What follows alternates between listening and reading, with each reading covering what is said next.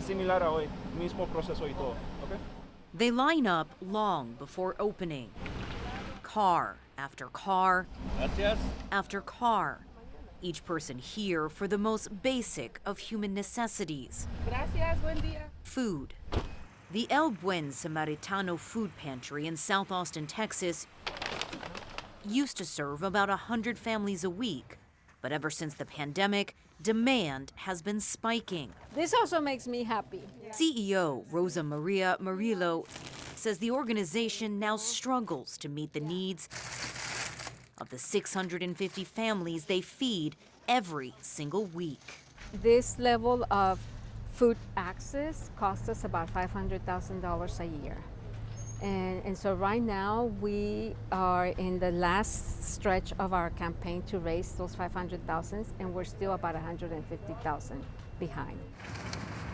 If she can't close the gap in the coming days, Murillo says the food pantry could be forced to slash its hours and start rationing food. I think the big problem is that wages have not kept up with inflation.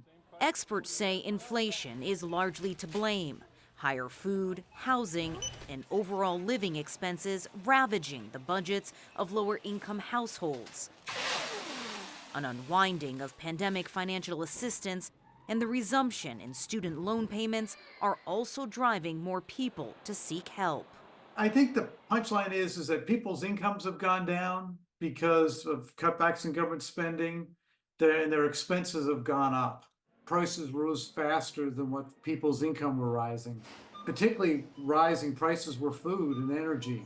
Those same inflationary pressures are also making it more difficult for people to give.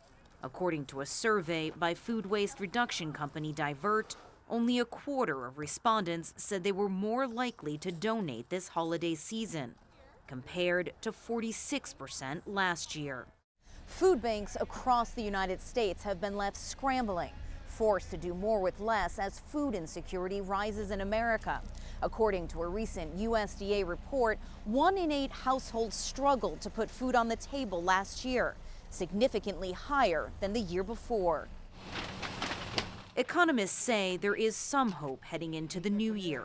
For one, food prices are finally rising at a slower rate than inflation. The central bank is largely expected to lower interest rates, and no recession is expected either. But it will take time to trickle down to those most in need, like the hundreds of families lined up here in Austin. Food is such an essential element for our survival. It determines our well-being, it determines babies' health, on up to when they're in their older years. If we're not able to feed our children, we're not able to secure a healthy nation. Nation building, one car and one meal at a time. Tony Waterman, CGTN, Austin, Texas.